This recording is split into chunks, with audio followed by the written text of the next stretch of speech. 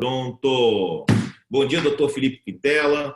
Bom dia, advogados aqui da nossa querida Ordem dos Advogados do Brasil do Estado do Espírito Santo e aqueles advogados que ainda estão, que estão em outras cidades em outros estados. Estamos aqui, deixa eu só puxar direitinho, com o doutor Felipe Quintela.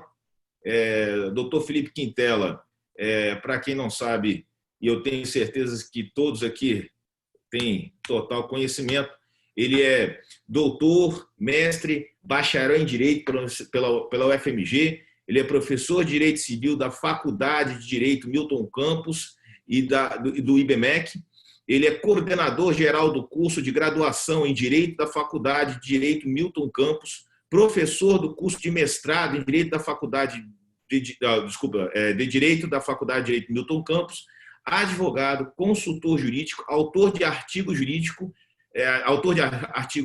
mas, acima disso, ele falou que é autor de artigos jurídicos, mas eu não coloquei aqui, é importante passar para os colegas, ele é autor de livros também, de direito. Inclusive, eu brinco aqui, às vezes tieto as pessoas que estão aqui conosco. Então, aqui, doutor Felipe Quintela é autor, até passar para vocês aqui, quem quiser depois comprar. Eu gosto de livro digital, e compro digital e compro físico, né? Então, eu comprei o físico, doutor, mas não chegou ainda. Então, leva alguns dias para chegar. Mas eu já comprei o livro digital de curso de Direito Civil, doutor Felipe Quintela, que vai aí hoje nos brindar com a primeira, com um pouco falar sobre erro e ignorância, né? Para quem está entrando agora, nós daqui da Comissão de Direito Imobiliário, nós estamos lançando uma série, né, dos vícios do negócio jurídico. E a série, obviamente, por seguir o capítulo, seguir a ordem do nosso Código Civil, vai começar com erro. Inicia-se hoje, dia 27, e termina no dia 8 de julho,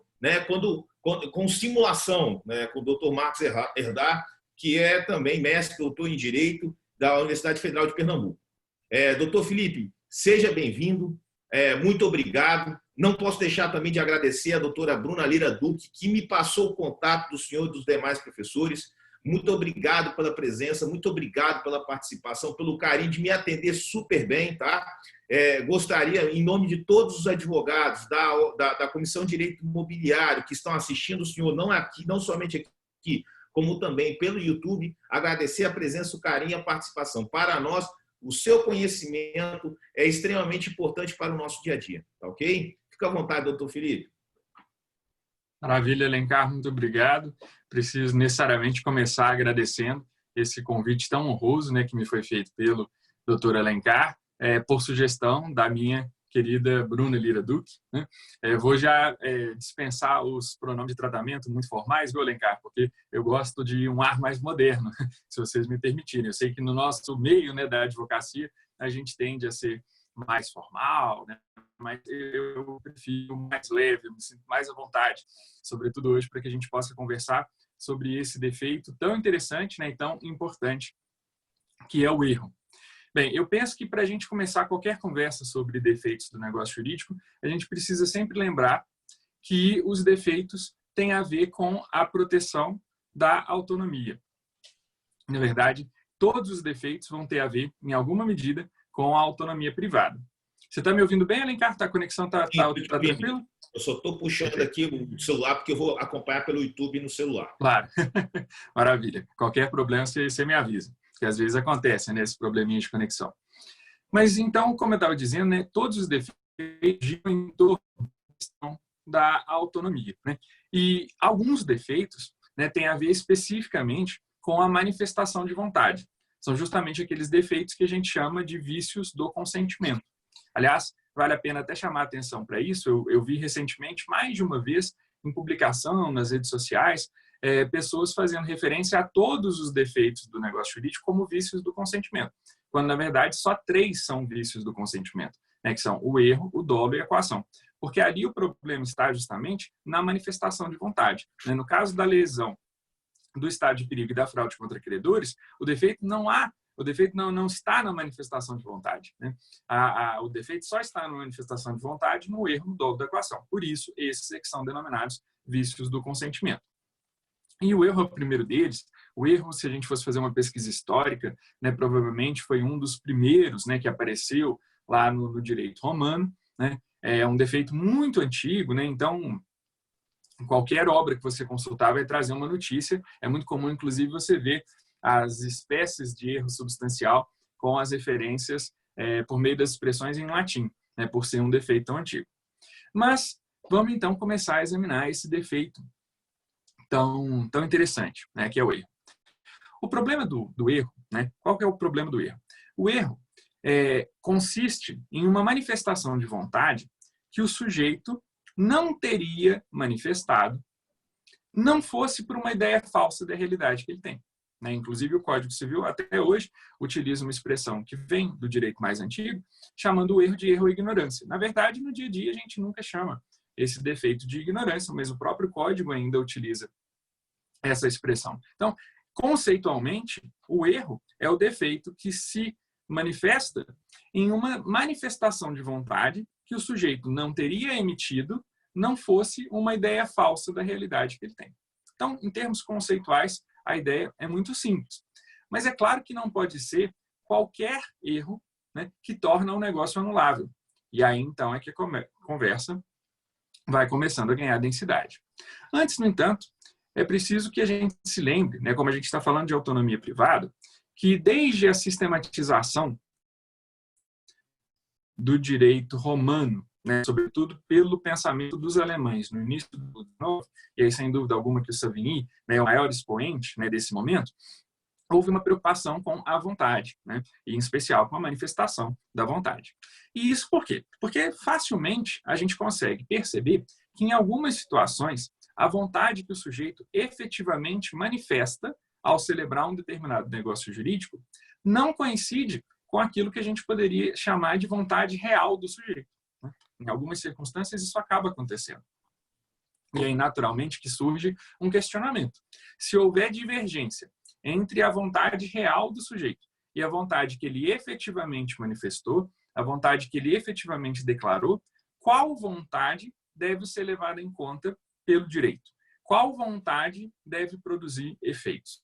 Então, naturalmente, que surgiu um debate, né, no século XIX, o século da codificação, o século da sistematização, né, do repensar o direito anterior, né, de repensar as bases do direito romano, de você verificar o que do direito romano que ainda podia ser aproveitado ou não podia.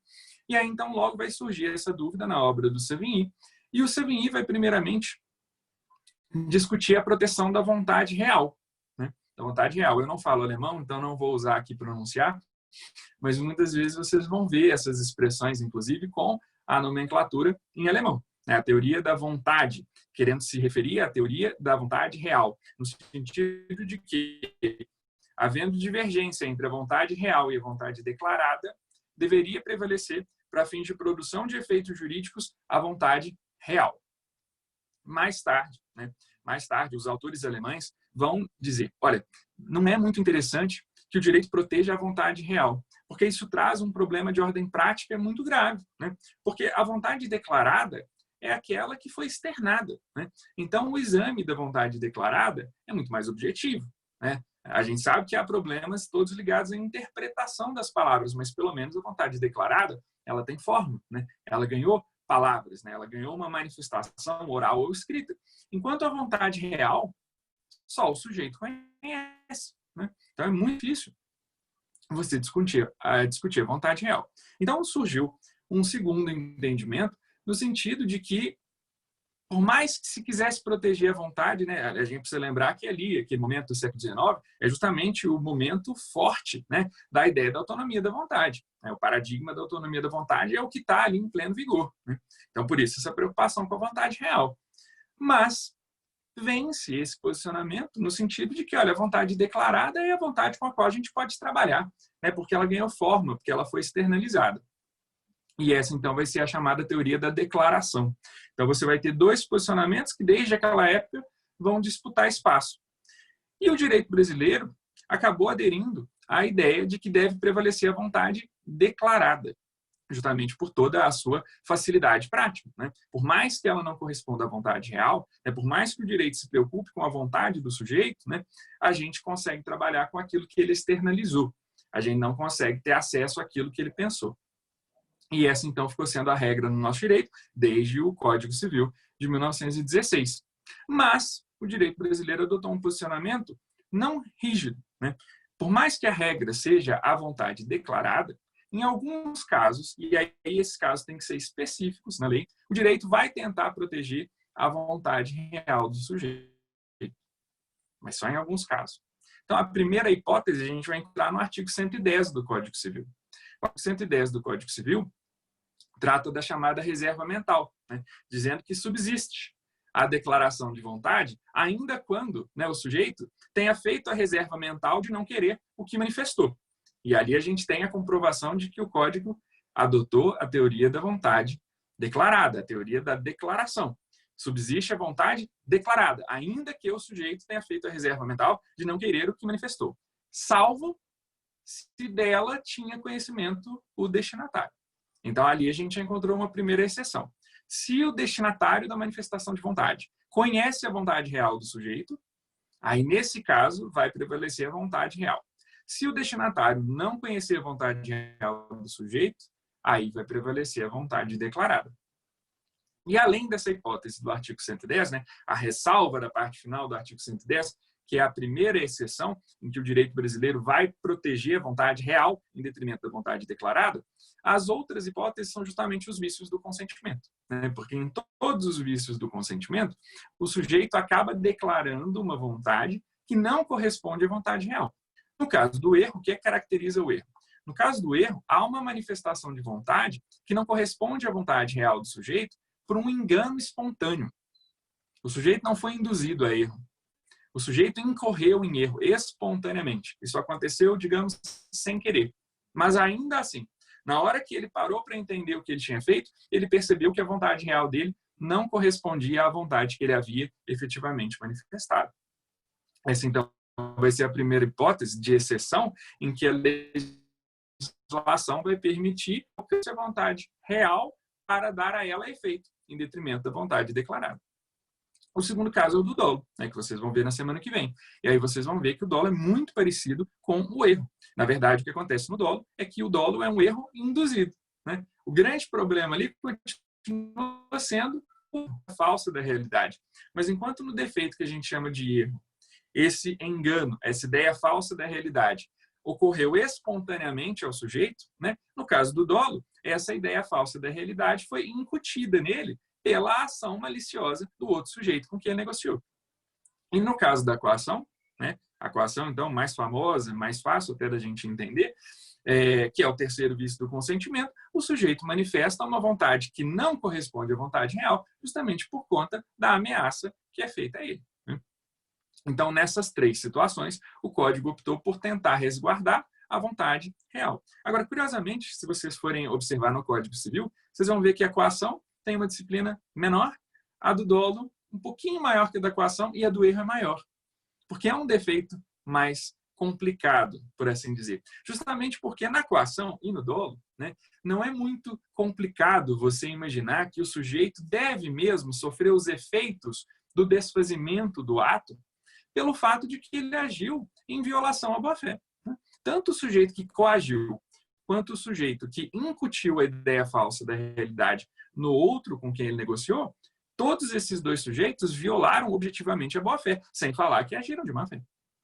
Então, seja pelo prisma da boa-fé subjetiva, ou pelo prisma da boa-fé objetiva, houve violação. Então, aquele sujeito, de fato, deve sofrer os efeitos do desfazimento do negócio, né? Porque é justamente essa a consequência da anulação. É você desfazer os efeitos que aquele negócio já tinha, porventura, produzido. Não permitir que outros efeitos sejam produzidos. Agora, no caso do erro, a gente tem um problema, Alencar.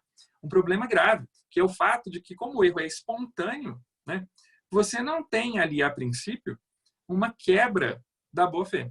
Né? Então, há uma preocupação significativa com os efeitos da anulação sobre o outro sujeito do negócio, sobre aquele que não incorreu em erro. Aquele sujeito que não cometeu qualquer conduta violadora da boa-fé. Aquele sujeito, portanto, que não contribuiu para que o negócio seja defeituoso.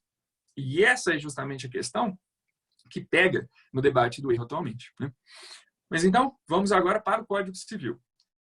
Vocês vão ver que hoje o Código Civil começa a disciplina do erro lá no artigo 138, dizendo que são anuláveis os negócios jurídicos quando as declarações de vontade emanarem de erro substancial.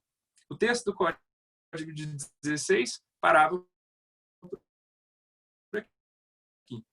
O do Código de doente poder ser percebido por pessoa de diligência normal em face das circunstâncias do negócio. Então, a gente precisa examinar o suporte fático do artigo 138 para que a gente possa verificar em quais casos essa norma vai ter incidência, né? Para que a gente possa, então, aplicá-la, né? Permitindo a ação daquele negócio. E essa é justamente a discussão muito complicada que há hoje em torno do erro. Primeiramente, a gente não pode perder de vista que a opção do Código Civil brasileiro foi para apenas permitir a anulação dos negócios em que é ocorrido o chamado erro substancial, que a doutrina muitas vezes também chama de erro essencial. O erro substancial ou essencial é aquele erro que se refere a algum dos elementos essenciais do negócio jurídico, aqueles elementos que vão compor a existência do negócio, né? Elementos que a gente verifica no plano da existência do negócio. Mas não há muita dificuldade com relação a esse assunto, porque especificamente no artigo 139, o Código trouxe uma lista, né, de quais seriam as hipóteses de erro substancial. Então, se você fica na dúvida, peraí, como é que é essa história aí de erro que se refere a algum dos elementos essenciais do negócio, mas o Código vai listar no artigo 139 as hipóteses, né? Então, você consegue verificar, no caso concreto, se aquela situação fática se amolda àquele suporte fático da norma, de algum dos incisos do artigo 139, para que você verifique se aquele negócio é anulável pelo erro, se aquele negócio é um negócio em que se configurou o erro substancial. E a gente nunca pode perder de vista, sabe, Alencar, que lá no artigo 1557 a gente vai encontrar outras hipóteses específicas de erro, muito importantes. E eu diria até que no dia a dia elas acabam sendo muito mais importantes do que as do 139, porque é mais frequente você discutir o erro lá no casamento. Não que não seja importante, sobretudo considerando, né, que o Alencar, presidente da Comissão de Direito Imobiliário da OAB, eu vou tentar destacar para vocês exemplos pensando em negócios imobiliários, né? E a gente sabe que há, mas é só para poder... Falei que te interromperia às vezes, né, doutor? O 1557 está falando é sobre a questão de família, cônjuge, sobre a questão exatamente. de considera Então, a gente social vai sobre ter. a questão perfeito, maravilha. E é até muito doutor, interessante, Alencar. Não. Deixando aqui, a doutora Bruna já deixou uma pergunta dela aí depois para eu passar para você, doutor. Perfeito. Fica à vontade.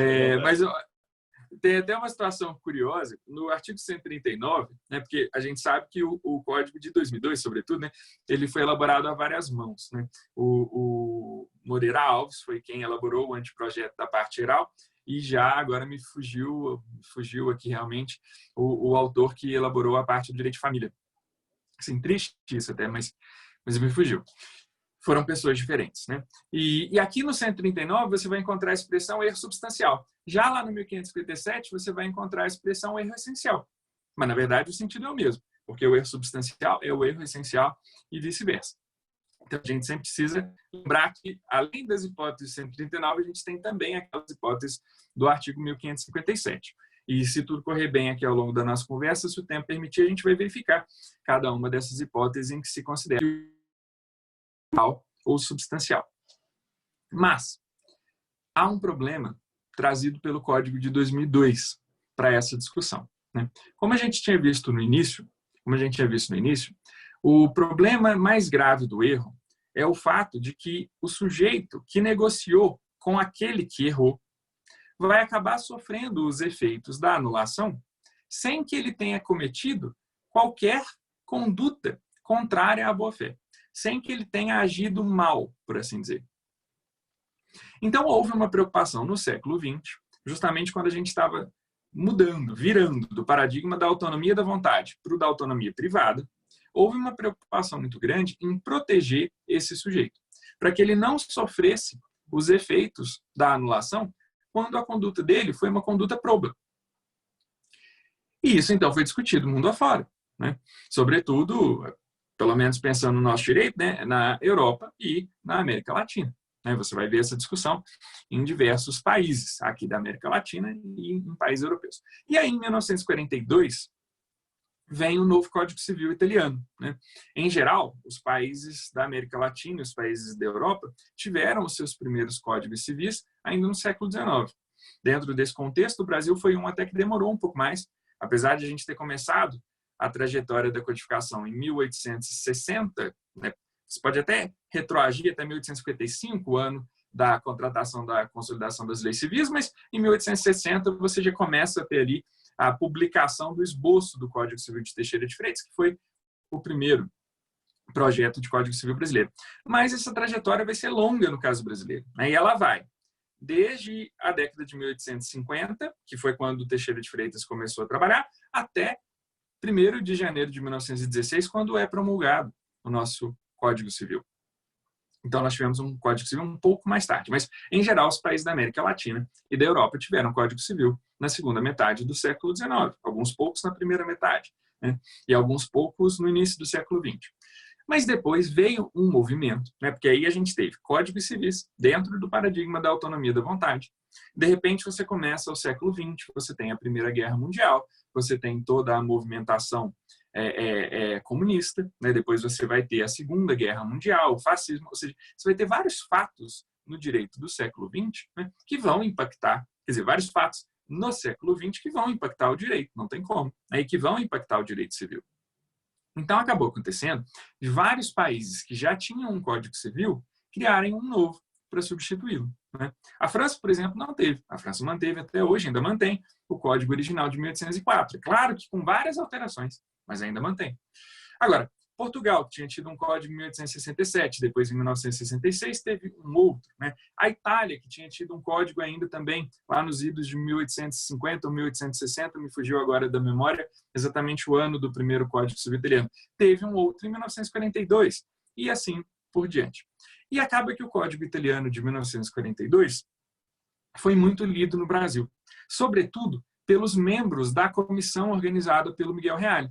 A comissão organizada pelo Miguel Reale foi designada no finalzinho ali da década de 1960 e trabalhou do finalzinho da década de 1960 até o início da década de 1970, entregando em 1973 para o Congresso o anteprojeto pronto. Eles, então, estavam muito próximos do Código Civil italiano de 1942 e acabaram, então, se inspirando muito por ele. Havia uma simpatia pelo Código Civil italiano. E o Código Civil italiano de 1942, Alencar, alterou a disciplina histórica do erro no contexto do direito europeu, que era uma disciplina que vinha dos tempos do direito romano, que foi o berço, a fonte inspiradora de todo o direito ocidental. E qual que é a novidade do Código Civil italiano? Justamente, para proteger a confiança, o Código Civil italiano de 1942 disse que eram anuláveis os negócios jurídicos, especificamente os contratos, que é uma disciplina que está dentro especificamente de contratos no Código Italiano, por erro que pudesse ser conhecido pelo outro sujeito. Então, o Código Italiano trouxe expressamente como um critério para a anulação do erro, quer dizer, para a anulação do negócio jurídico por erro, ou um critério específico para a configuração do defeito do erro, a cognoscibilidade do erro pelo outro sujeito. O que isso quer dizer, então? Que eu teria que examinar aquela situação negocial e, além de verificar o erro cometido por um dos sujeitos, eu teria que verificar a situação do outro sujeito, para ver se ele tinha como ter conhecido aquele erro, para ver se ele poderia ter percebido aquele erro. Porque qual foi, então, qual foi a lógica lá na elaboração do Código Italiano de 1942? É que se o sujeito percebeu o erro do outro e ainda assim se calou, a conduta dele violou a boa-fé. E por ter violado a boa-fé, ele então poderia tranquilamente sofrer os efeitos da anulação do negócio. Então, por isso, o Código Italiano previu que o erro só se configuraria quando ele fosse cognoscível pelo outro sujeito. E esse posicionamento foi lido pelos autores brasileiros. Foi lido pela comissão na elaboração do anteprojeto do Código Civil, que veio a ser o Código Civil de 2002. A redação foi sofrendo alterações, sabe, Alencar? Num outro momento, inclusive, a gente poderia, vou até ver se escrevo um artigo provocado por esse evento, porque senão fica muita informação, né? As informações históricas me agradam muito, mas nem sempre elas agradam, principalmente aos advogados. Vou te confessar, eu estou adorando, porque é uma aula. Isso aí putz, não tem nem palavras para isso. É importante você entender de onde que veio, entendeu? De onde que veio o direito. Fico satisfeito por isso, então. E fica essa ideia aí, já conversamos sobre isso. Nós vamos transformar isso aí em algo mais concreto, pode ter certeza. Vamos fazer sim, que é necessário no momento, né?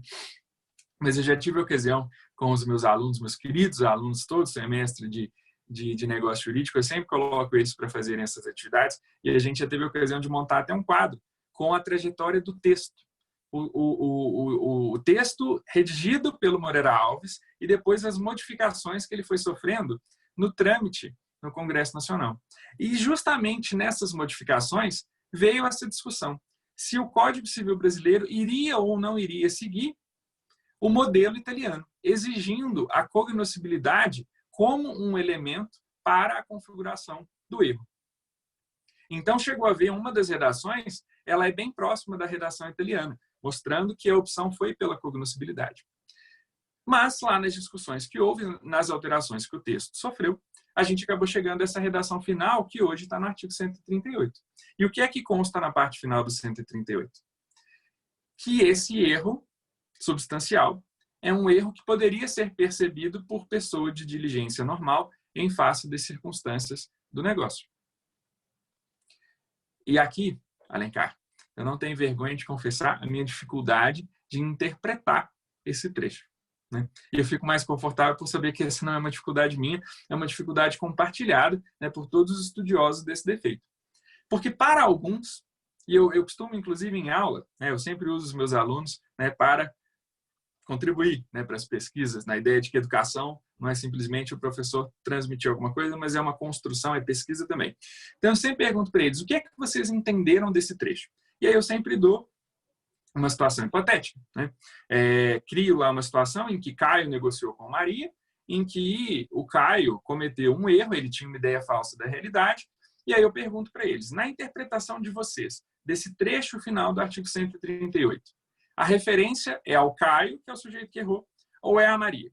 A referência é no sentido de que o Caio, tendo agido com diligência normal, acabaria tendo cometido aquele erro mesmo assim. Ou seja, um erro que qualquer um cometeria. Ou a ideia é que, em circunstâncias normais, a Maria, agindo com diligência normal, teria percebido o erro do Caio. Aí eles pensam, aí eles veem que a pergunta é um pouco complexa, mas, estatisticamente, quase sempre, eles dizem que é o sujeito que errou, que seria essa pessoa de diligência normal. E, inclusive, por interpretação autêntica, eu posso dizer para vocês que essa redação final do artigo 138 se afastou da ideia original do Moreira Alves de trazer a cognoscibilidade para o direito brasileiro.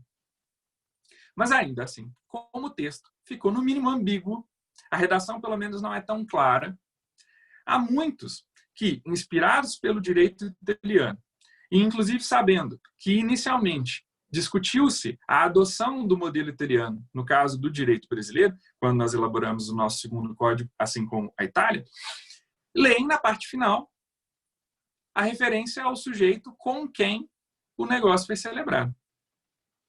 E aí hoje a gente tem, então, essa divergência complicada.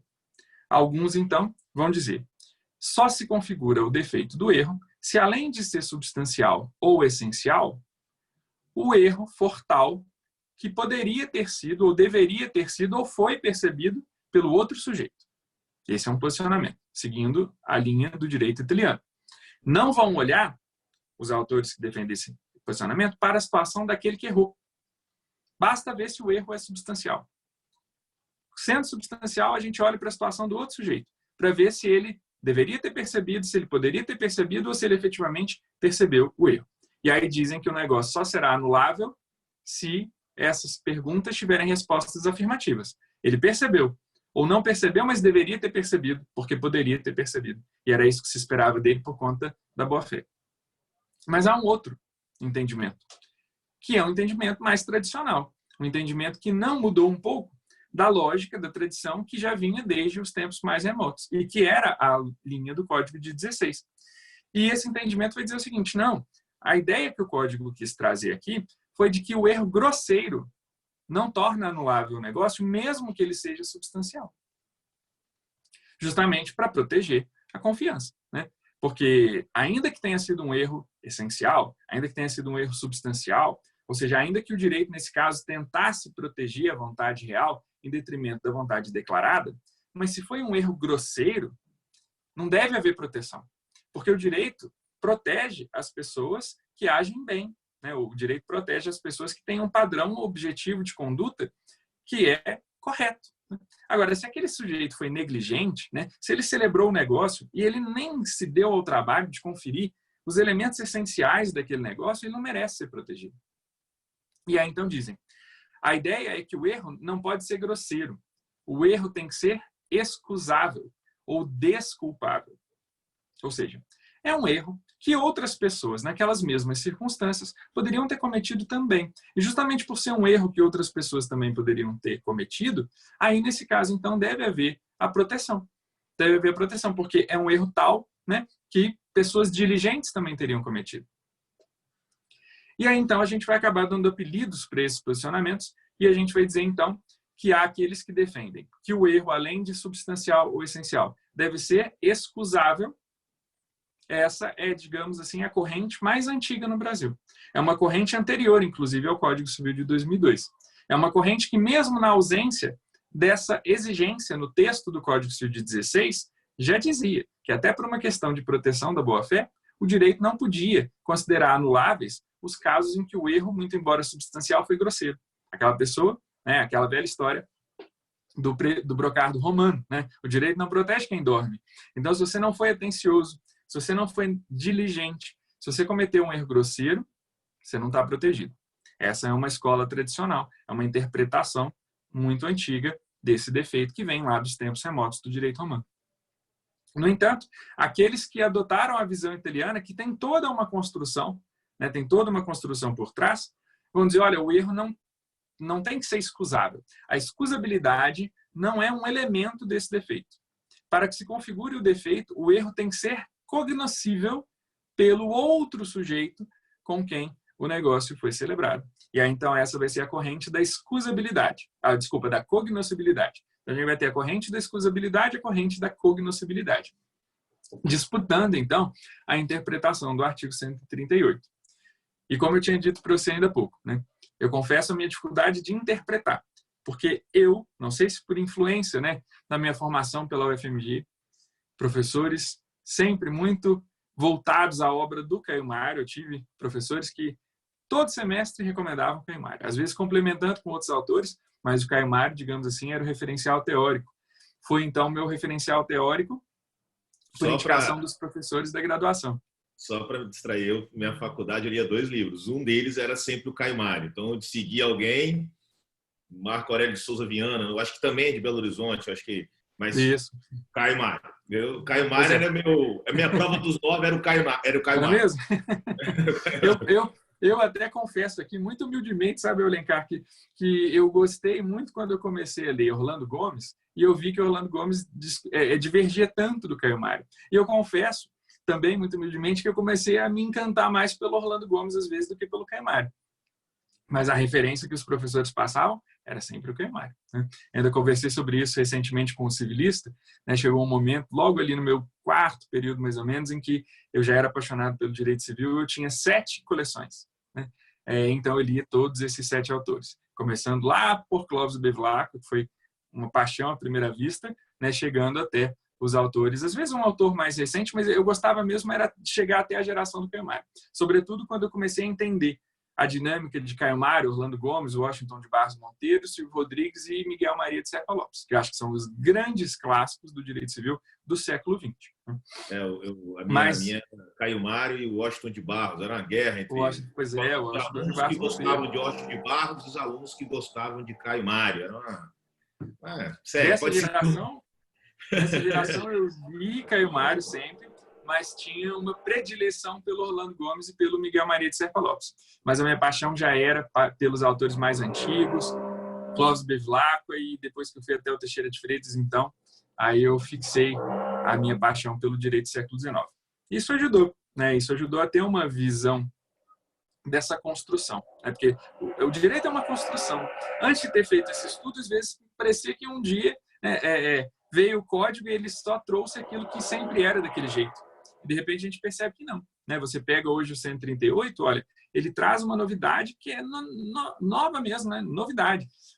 Antes, no Código 16, a gente não tinha essa discussão. É uma discussão do momento. A gente tem que entender por que essa discussão surgiu, né?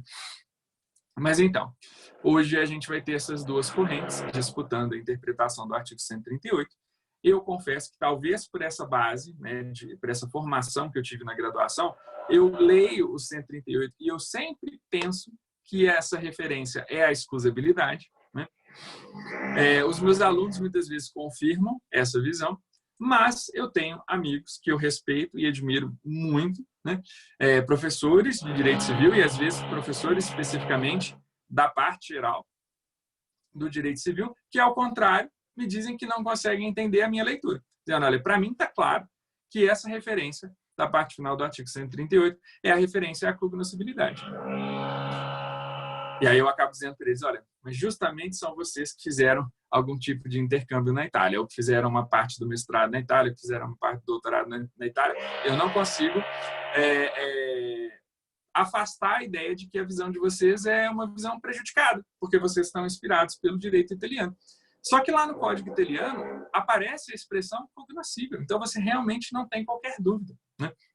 Eu até tentei aqui, enquanto a gente estava preparando, né, a conversa aqui, montando no Zoom, abri o Código Italiano e tentei rapidamente aqui achar, mas eu acho que o código demorou para carregar, porque eu não ia ler italiano, não falo italiano, mas eu ia pelo menos tentar fazer uma tradução solta aqui, uma tradução livre, mas lá está claro, né? Lá está claro. O Alencar, eu preciso infelizmente pedir desculpas a vocês, porque apesar da proibição aqui no Economia de obras nesse momento da pandemia, do momento do distanciamento social, né, vocês devem estar ouvindo que tem uma pessoa com uma máquina de furar ligada aqui em cima.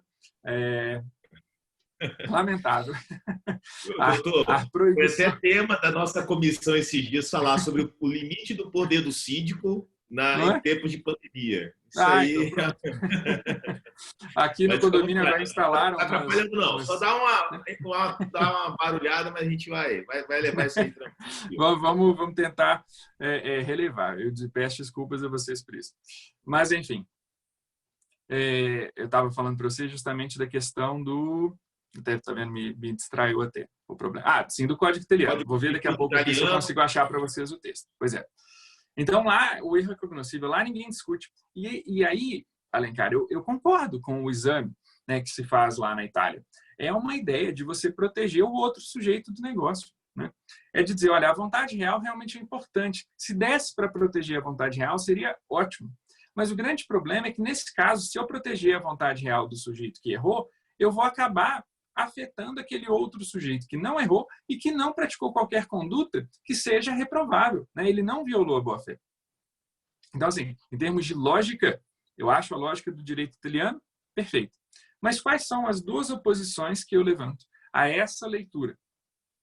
Sabendo que realmente são dois posicionamentos plausíveis, porque, no mínimo, o texto do artigo 138 é ambíguo. Pelo menos as minhas estatísticas comprovam essa ambiguidade. Qual que é a grande questão?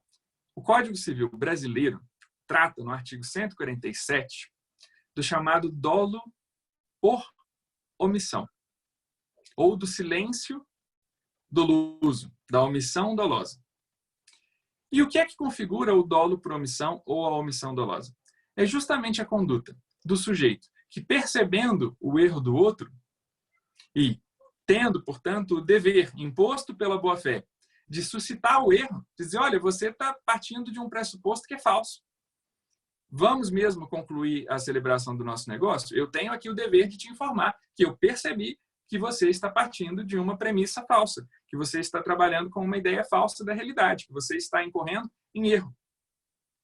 Se esse sujeito se cala, se ele se omite, essa é uma conduta relevante para o nosso direito.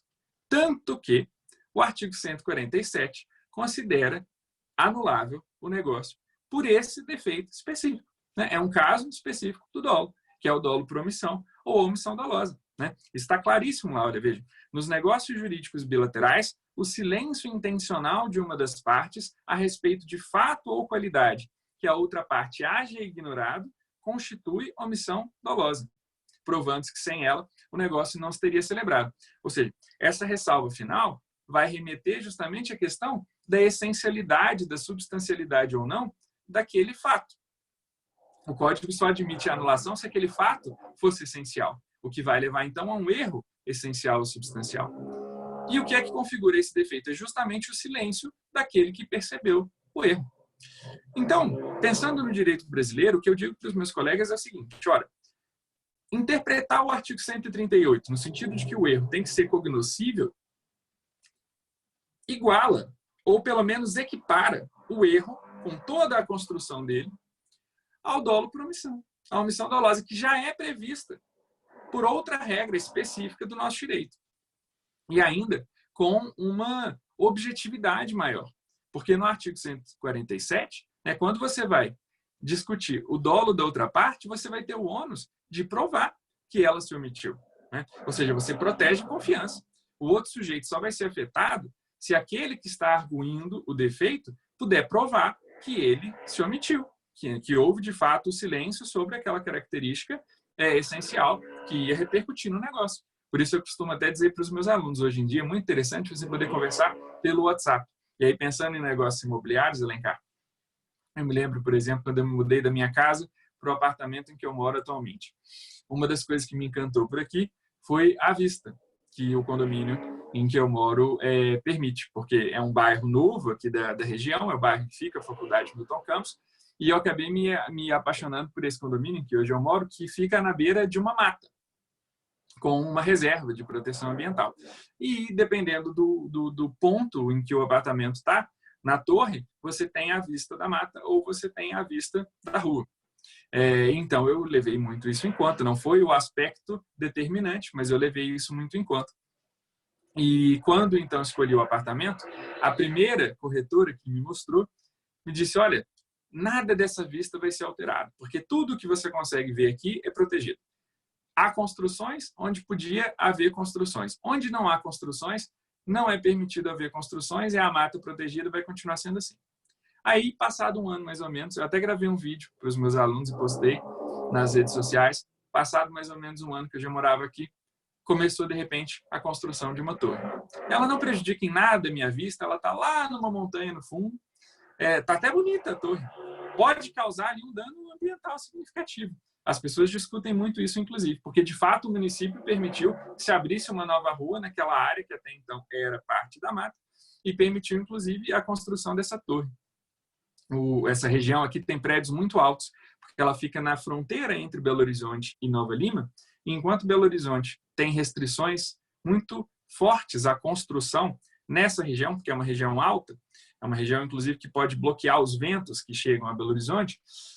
Belo Horizonte, então, tem restrições mais antigas e esse município limítrofe, que é Nova Lima, não tem. Para atrair investimentos, as regras, ainda por cima, foram flexibilizadas. Olha, se você não pode construir aqui ao lado, então, se você der um passo para a direita, você não pode construir. Se você der um passo para a esquerda, você pode. Aí as construtoras vieram para cá.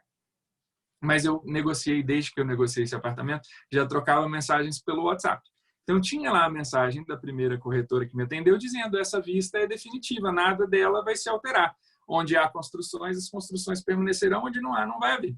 E aí, logo que eu vi a construção daquela torre, que hoje eu acho que faz até parte do conjunto, não me incomoda em nada, não, de forma alguma, prejudicou, inclusive porque fica muito longe, mas eu sempre lembro dessa mensagem. Então, veja, ali, né, eu tenho uma informação, nesse caso, uma informação que configuraria dolo, porque ela me deu a informação que era falsa, né? Ela me fez incorrer em erro. Mas digamos que eu tivesse mandado a mensagem para ela dizendo que eu queria aquele apartamento porque era um apartamento que tinha uma vista sensacional. E ela me respondesse, não se preocupe, a sua vista vai ser preservada. Já sabendo, né, que não seria preservada, já sabendo que eu é que tinha ignorado que havia já ali uma obra a ser iniciada. Bom, enfim.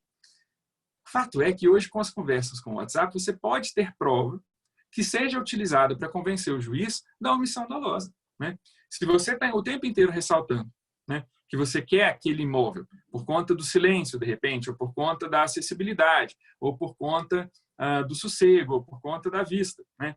Você ressalta isso e o vendedor ou o corretor representando o vendedor nada tratam daquele assunto, né? Ficam calados, mesmo sabendo, porque às vezes estão inclusive ligados a uma construção, né? Muitas vezes a primeira pessoa que me mostrou o apartamento era uma pessoa que estava mostrando apartamento saindo da construtora, que tinha feito um empreendimento, que muitas vezes sabia de outros empreendimentos daquela construtora. Então, você tem margem, o ponto é esse, você tem margem para provar a omissão dolosa. É claro que isso nem sempre é fácil. Se o negócio foi todo oral, pode ser muito difícil. Mas hoje, com as conversas de WhatsApp, com a gravação de áudio, você pode conseguir provar. E aí é mais objetivo. Agora, se você fizer a leitura do 138 no sentido de que o erro tem que ser cognoscível, você tem dois problemas a elencar. O primeiro é uma dificuldade de prova. E o segundo é a subjetividade. Porque no caso do dolo, tem que ter havido a omissão dolosa. No caso do dolo, tem que ter havido a quebra de boa-fé. O sujeito se omitiu quando ele deveria ter informado o outro erro. Agora, no caso do 138, pela leitura italiana, basta que o erro seja cognoscível. Ele não precisava ter sido conhecido, né? É a potência e não o ato. Então, se você prova, ele deveria ter percebido, mesmo que ele não tenha percebido, aí o negócio seria anulado. Ou seja, se a lógica era fazer uma leitura do erro que proteja a confiança, então a gente não precisava do erro. A gente poderia não ter o erro no Código Civil e a gente poderia trabalhar apenas com o defeito da omissão dolosa, que resolveria esse problema sem que houvesse a quebra da confiança. Mas, quando você faz a leitura do erro no Código Brasileiro, exigindo como um requisito a cognoscibilidade, supostamente para proteger a confiança, você acaba permitindo a anulação em casos em que não houve a quebra da confiança, em que não houve a quebra da boa-fé, porque o sujeito não percebeu, ele até poderia, até deveria, mas não percebeu. E se você, então, porque é isso que acaba acontecendo, se você deixa de exigir a excusabilidade, elencar, você pode ter hoje o caso da anulação de um negócio jurídico por erro grosseiro, apenas porque você convenceu o juiz de que o outro sujeito deveria ter percebido. E o deveria é muito subjetivo, é muito perigoso. Então, tem um ponto, o barulho voltou aqui a me atrapalhar, mas tem um ponto que eu acho que é a chave para me convencer.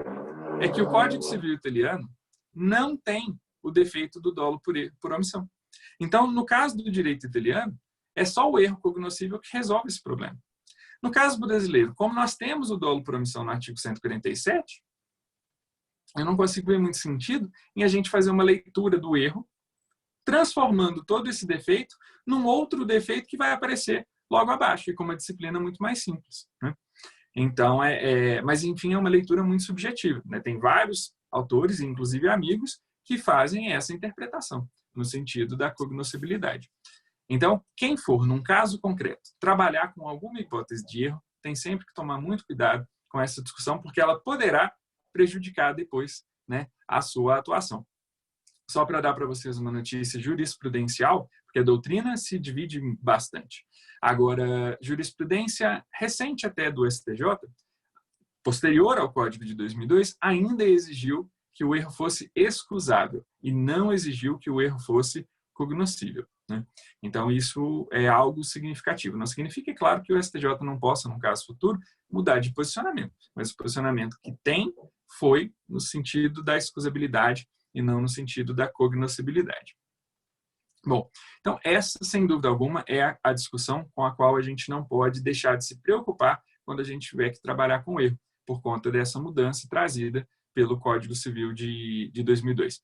Alencar, inclusive, queria te pedir para você me lembrar, quando a gente terminar a conversa, de eu mandar para você o link de alguns textos que eu separei. As pessoas que tiverem interesse de ler um pouco mais sobre esse assunto, eu separei 3 textos bem singelos que eu próprio publiquei no portal Gen Jurídico, são textos de leitura muito fácil e que são acessíveis publicamente, um tratando primeiramente da teoria da vontade e da teoria da declaração, e 2 outros tratando sobre essa divergência de interpretação do artigo 138 do Código Civil.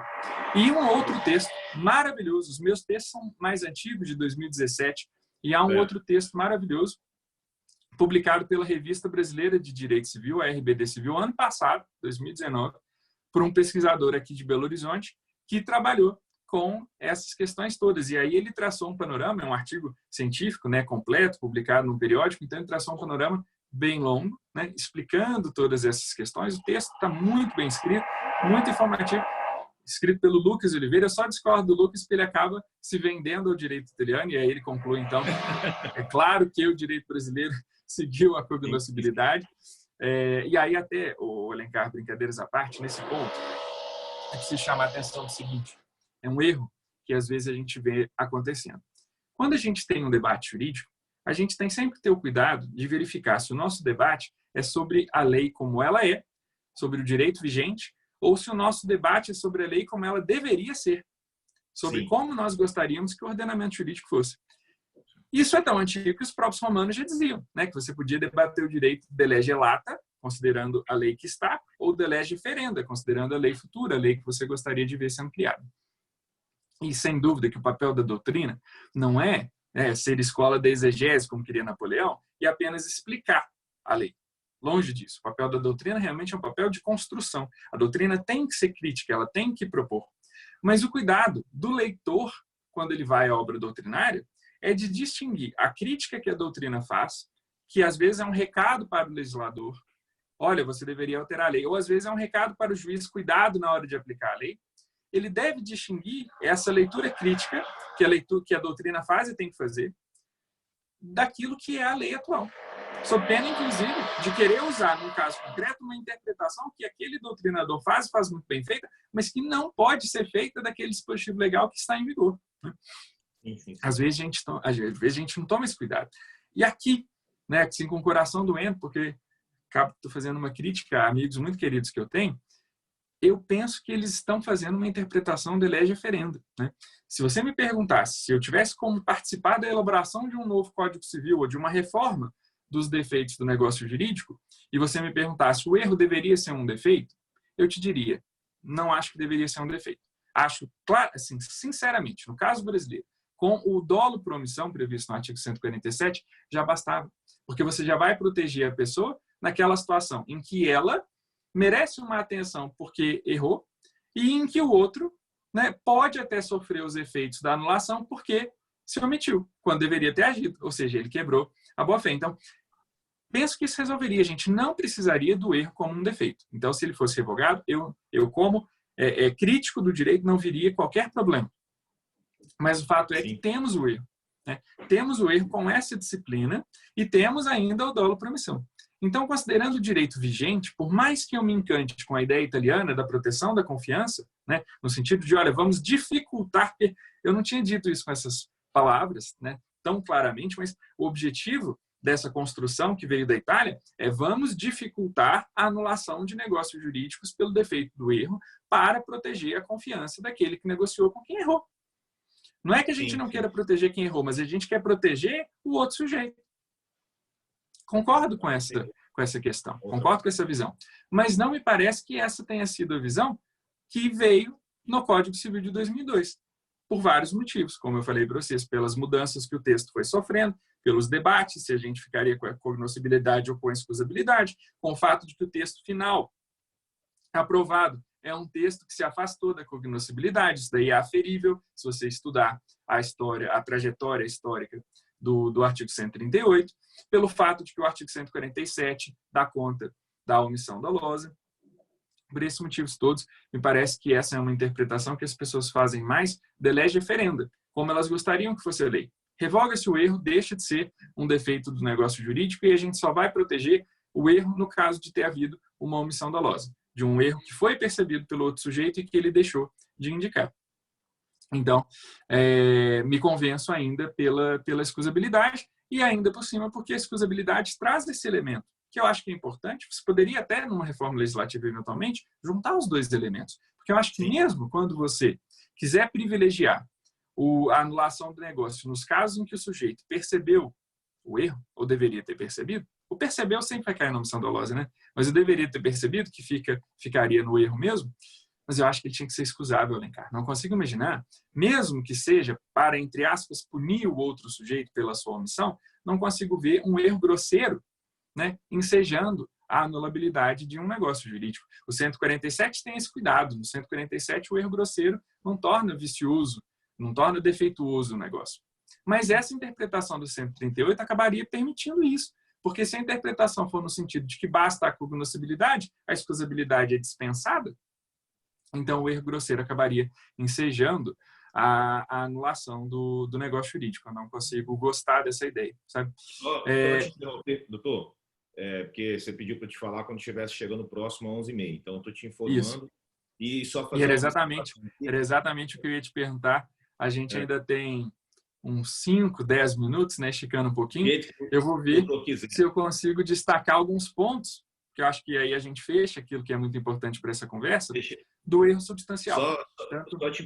Se me permitir, claro, eu estou acompanhando também o pessoal da Comissão de Direito Imobiliário, né, que está falando sobre sua aula. O pessoal está adorando, está gostando muito, mas por se tratar da Comissão de Direito Imobiliário e houve esse barulho da máquina editoral, olha, é típico da Comissão de Direito Imobiliário, nada mais legítimo do que uma furadeira nesse momento, entendeu? Então, a furadeira, em vez de atrapalhar, brilhantou aí uma hipótese de direito de vizinhança e de relação de condomínio. Exatamente. Né? Muito curioso. Isso eu ia te contar para você que agora eles instalaram aqui no condomínio, vocês devem ver isso muito aí, né? Agora tem umas televisões que eles estão instalando nos elevadores para substituir aqueles informes de papel. Né? No primeiro momento eu pensei, nossa, mas precisa disso? E aí depois veio lá na televisão a mensagem, agora é mais ecológico, econômico, não vai ficar imprimindo informe de papel para pôr no elevador, é uma televisão. E aí está lá, até com ilustração bonita, colorida, dizendo que estão proibidas as reformas, as obras no interior das unidades, enquanto durar a pandemia, etc, etc, etc. E aí o meu vizinho resolveu hoje, parece que está usando uma britadeira aqui em cima, não sei o que ele está fazendo, é justamente em cima do meu escritório. Mas vamos lá. Só para destacar algumas questões aqui com relação ao erro substancial. Conforme o artigo 139, inciso 1º, o erro é substancial quando interessa a natureza do negócio, ao objeto principal da declaração ou a alguma das qualidades a ele essenciais. Então, você tem natureza do negócio, esse é um ponto muito interessante, né, Cá? As pessoas que quiserem aprofundar o estudo desse assunto devem dar uma olhada nesse tipo de erro. Porque os exemplos que a gente vai dar na doutrina normalmente são, olha, o sujeito celebrou um comodato, quer dizer, celebrou uma locação, considerando que aquele empréstimo era gratuito, então para ele era comodato, mas para o outro sujeito era locação, e ele acabou não vendo que havia ali a estipulação do aluguel. Bom, se a gente considerar que o erro tem que ser excusável, né, a gente afasta a configuração do erro nesse caso, porque é um erro grosseiro você ter celebrado uma locação julgando que era um comodato, não percebeu que havia ali estipulação de um aluguel. Né? Mas acaba sendo o erro, o exemplo tradicional que os autores dão do erro quanto à natureza do negócio, porque veja, você errou, que negócio era aquele? Né? Agora, tem uma questão que não é muito explorada, Alencar, e eu sei que o interesse, né, de quem está participando é mais ligado a questões imobiliárias, patrimoniais, mas, enfim, até tem uma repercussão patrimonial muito grande, eu vejo isso no meu dia a dia, trabalhando com família, com sucessões, que é a questão da união estável, Alencar. E eu não vi ainda essa regra sendo levantada para esse fim. Para dizer, olha, eu estava naquele relacionamento porque, para mim, era namoro. E sendo namoro, ele não produzia consequências patrimoniais e nem trazia outros efeitos que são previstos pelo direito de família para a família formada pela união estável e pelo casamento. Para mim, era namoro. Mas ele agora, ou ela, está dizendo que é união estável. Então, veja, eu incorri em um erro quanto à natureza do negócio. Você tem aqui um exemplo, inclusive, que nós aceitamos hoje como sendo um exemplo excusável. Né? Quantas pessoas não cometem esse erro? Né? Entram no relacionamento julgando que é namoro e depois acabam se surpreendendo quando o juiz diz que é união estável. Mas, apesar disso, eu ainda não vi esse argumento sendo levantado por advogados na área do direito de família, para dizer que, olha, juiz, tudo bem, você reconheceu a união estável. Então, agora que eu tenho a declaração né, tenho o reconhecimento da união estável em sentença transitada de julgado, então, meu próximo passo vai ser ajuizar uma ação anulatória para dizer e comprovar que eu estava em erro e, portanto, a minha vontade real deveria ser protegida. Não é um erro grosseiro, né? Não é um erro grosseiro. Inclusive, a gente pode discutir cognoscibilidade. Né? Eu poderia jogar ali conversas de WhatsApp e tudo mais, para dizer que, olha, para mim era só namoro, na cabeça dele é que era união estável e o juiz se convenceu de que também era. É uma questão que sempre me pega aqui. Os demais exemplos, né, do inciso primeiro e do inciso segundo são todos muito simples, né? Você errou quanto ao objeto, então você queria um determinado carro e acabou comprando um outro carro muito parecido. Qualidades essenciais do objeto, aqui vai entrar aquela questão que a gente viu de vista, né? O apartamento era aquele mesmo, não teve erro quanto ao apartamento, mas você queria o apartamento por conta da vista, então já é uma característica, uma qualidade ligada ao apartamento. No Pode inciso acontecer, segundo, às vezes, doutor, até acontece muito aqui também, e acontece, não é uma nem duas, tem 3 vezes, não, da pessoa efetuar a compra do imóvel achando que aquilo era sol da manhã, mas na hora de entregar, eles entregam lá do outro lado. Isso é um problema, uhum, né? Eu posso sim. isso aí, entendeu? E aí vai ser Qualidade exatamente um exemplo de erro ligado a uma qualidade essencial. Isso é isso. E, aliás, esse exemplo que você me trouxe, parece ser de negócios que são celebrados com o imóvel ainda não construído, né, na planta. Esse é um caso que tem um cheiro de omissão dolosa muito grande, né, porque muitas vezes você vai discutir isso com aquele que está negociando com você. Olha, gostei dessa unidade aqui por conta do sol, o sol da tarde ou o sol da manhã. E a pessoa que tem um conhecimento mais específico de como que vai ser aquela construção se omite, né? Então, você teria ali provavelmente um caso interessante de omissão dolosa. Enfim, as hipóteses do inciso segundo são de erros ligados à identidade do sujeito, né? A gente não tem, fora do direito de família, é muito raro você ter um caso de discussão de erro por conta do sujeito, de alguma característica do sujeito ou da identidade do sujeito. No artigo 139, a hipótese que é mais perigosa é a do artigo 139, inciso terceiro, que trata do erro de direito. Porque aí a gente cai naquela história que é por todos conhecida de que você não pode se escusar de ter descumprido a lei, alegando que não a conhece.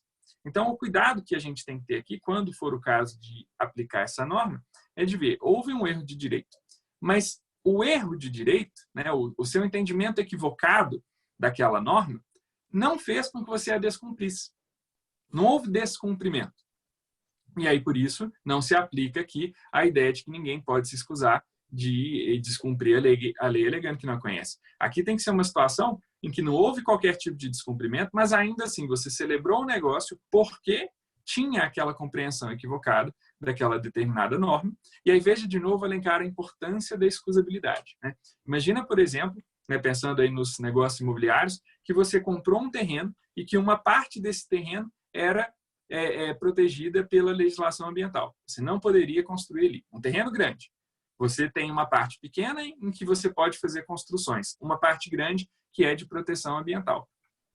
Em se tratando de um negócio imobiliário, com um valor significativo, uma área grande, você diria que é excusável o erro daquele que não tem o cuidado de fazer essa verificação e que depois vai dizer, mas eu queria construir na área toda. Construir na área toda, e agora que eu descobri que eu só posso construir em 10%, eu agora quero anular o negócio.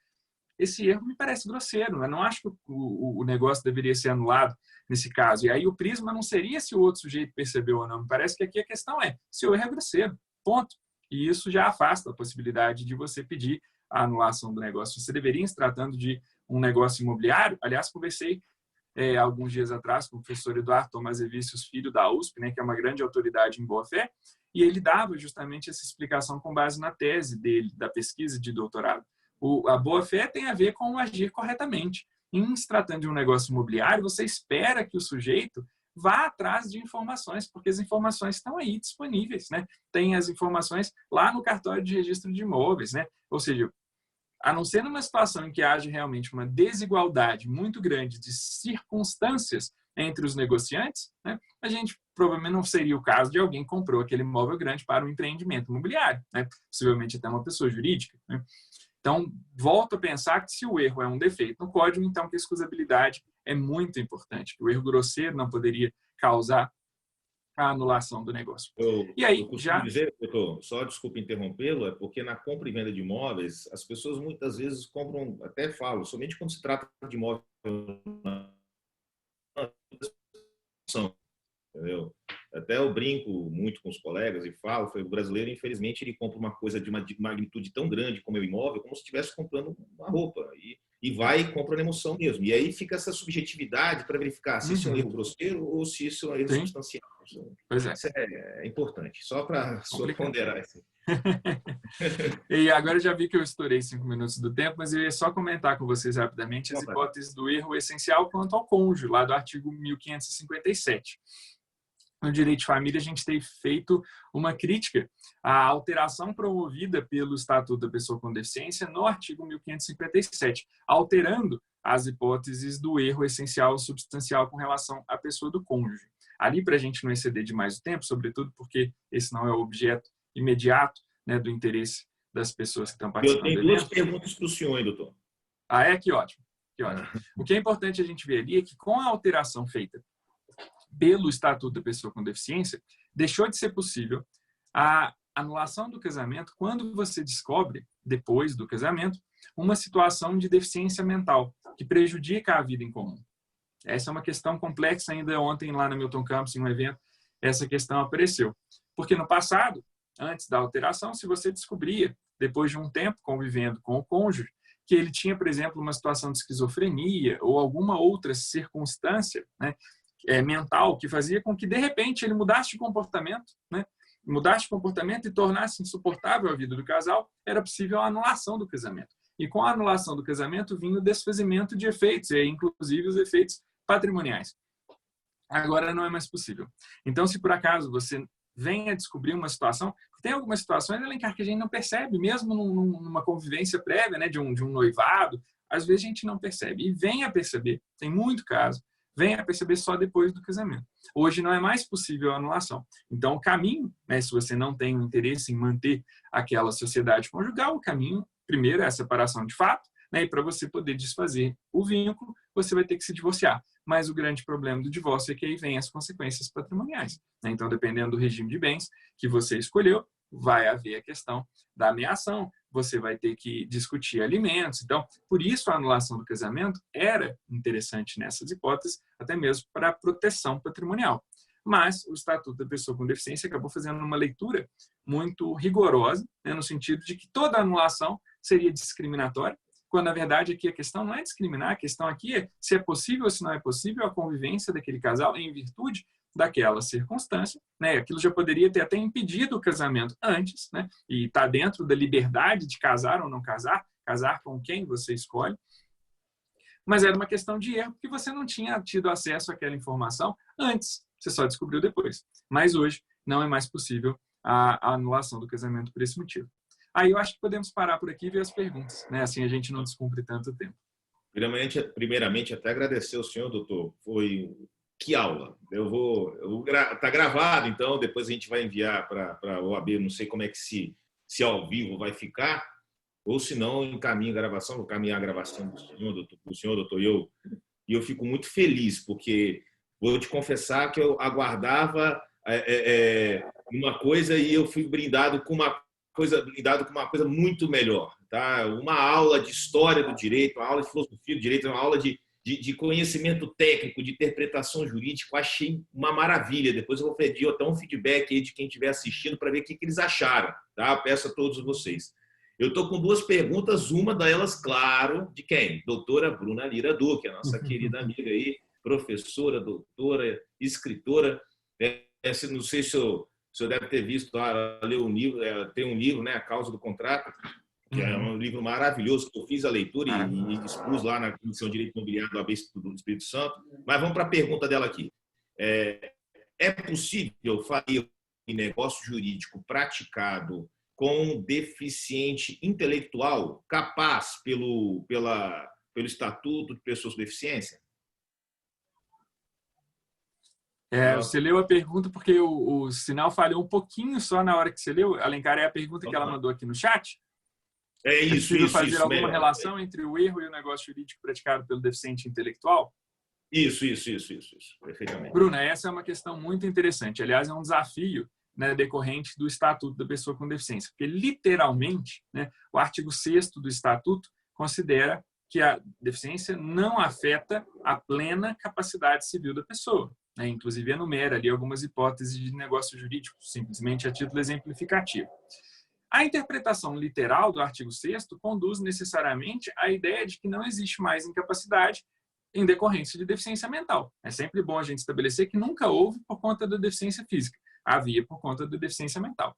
O artigo 6º do Estatuto, com as modificações feitas no artigo 3º e no artigo 4º do Código Civil, né, com a revogação das hipóteses específicas em que havia incapacidade decorrente de deficiência ou de enfermidade mental, leva a crer que, para o legislador, a pessoa com deficiência é sempre plenamente capaz, né?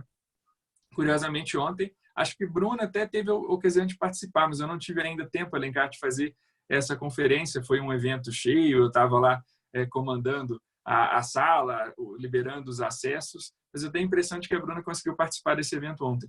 E viu, então, né, e de todo modo, Bruna sabe disso, é claro, né, a dificuldade, passados agora 5 anos da promulgação do Estatuto, que a gente tem encontrado na prática, né? Por quê? Há situações, é claro, sempre houve, em que a deficiência não interfere no discernimento, ela não prejudica significativamente o discernimento. E eu até diria, antes da alteração, essa pessoa continuaria sendo plenamente capaz, a não ser por um equívoco do juiz ao decidir, mas ele não interditaria uma pessoa se não houvesse prova de um prejuízo significativo do seu discernimento. Mas, enfim, a grande questão é que há casos em que não há prejuízo do discernimento e há casos em que há.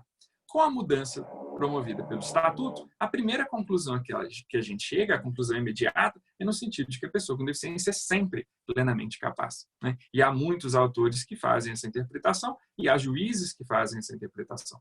O que a gente tem visto... Perdão, doutor. É porque deu uma falha. Você falou, a pessoa com deficiência pelo Estatuto é... Entendi. Vou repetir, então. A pessoa com deficiência, pela interpretação, pelo menos literal, do artigo 6º do Estatuto e das mudanças promovidas nos artigos 3º e 4º do Código Civil, seria sempre plenamente capaz, né? E essa interpretação tem sido, inclusive, aplicada, em alguns casos, por juízes, por desembargadores, enfim, por magistrados. Mas é claro que não é uma interpretação muito interessante, porque ela desprotege, né, a pessoa com deficiência, por exemplo, com relação a atos que envolvam patrimônio. Então, a interpretação tem sido flexibilizada e já se admite hoje, é uma construção difícil do ponto de vista hermenêutico, mas já se admite hoje que a pessoa com deficiência possa ser considerada incapaz. A pergunta da Bruna é muito interessante porque ela se refere às hipóteses em que a pessoa foi considerada capaz a despeito do problema que ela tinha no seu discernimento. Então, me parece sim, Bruna, que mesmo que você considere válido um negócio praticado por uma pessoa com deficiência mental, por considerar a literalidade do artigo 6º do Estatuto e as mudanças feitas no Código Civil, nos artigos 3º e 4º, né, ter que reconhecer ela é plenamente capaz e, por isso, o negócio não é nulo nem anulável do ponto de vista da capacidade do agente, sendo possível provar que ela, por conta do prejuízo que ela tem do seu discernimento, em razão da deficiência mental que ela tem, podendo comprovar que esse prejuízo do discernimento acabou levando aquela pessoa a cometer um erro, a praticar o negócio com base em uma ideia falsa da realidade, me parece que você encontrou aí. E olha, Bruno, eu vou te confessar que, com toda tranquilidade, que eu não tinha ainda parado para pensar sobre esse ponto e não tinha visto, e olha que já participei de muitos debates sobre o tema das capacidades, do estatuto da pessoa com deficiência, mas não tinha visto essa questão sendo levantada. E aí me parece sim que ela possa ser utilizada para proteger a pessoa com relação àquele determinado negócio. A dificuldade seria você conseguir fazer essa construção para dizer que houve o equívoco, houve o erro, né, em virtude do prejuízo do discernimento. Mas se a gente conseguir fazer essa construção, aí eu acho que esse sim seria um caminho para que você pudesse proteger a pessoa, não pela via da anulabilidade ou da nulidade, dependendo da incapacidade absoluta ou relativa, como era antes, mas pelo caminho do erro. Achei a ideia fantástica. Bacana, né? Eu vou... Muito. Deixa eu ver outra pergunta aqui, mas eu até perguntei para o Gilmar aqui separadamente, porque eu não entendi. Aí eu pedi para ele me refazer a pergunta, né? Aí vamos ver o que é. Vou até botar lá no chat, doutor, até para você poder acompanhar também. Okay. Tá? Vamos lá. Vou botar aqui no chat, porque inicialmente eu entendi. A primeira pergunta que ele fez, eu entendi de uma forma que é possível, mas vamos ver agora. Uma pessoa vende um imóvel, recebe o sinal e em seguida celebra contrato de locação e passa a receber aluguel do imóvel vendido para o próprio comprador. Aí, deixa eu ver aqui, 2 instrumentos celebrados no mesmo momento. Aí ele quer saber se isso é dolo ou é erro. não entendi. Por isso que eu falei. Eu entendo que... Mas fica à vontade, doutor. Eu entendi que não é... Entendi, eu estou lendo aqui, estou tentando pensar também qual teria sido a ideia dele. Porque, olha, uma pessoa vende imóvel, porque pode ser possível alguém vender um imóvel e receber o sinal, eu entendo, de repente eu posso estar equivocado. Seguida, celebra um contrato de locação e passa a receber o aluguel de imóvel vendido para o próprio comprador. Não entendi. É porque no início ele mandou uma outra pergunta, em caso de não pagamento do valor remanescente, poderia ser cobrado aluguel.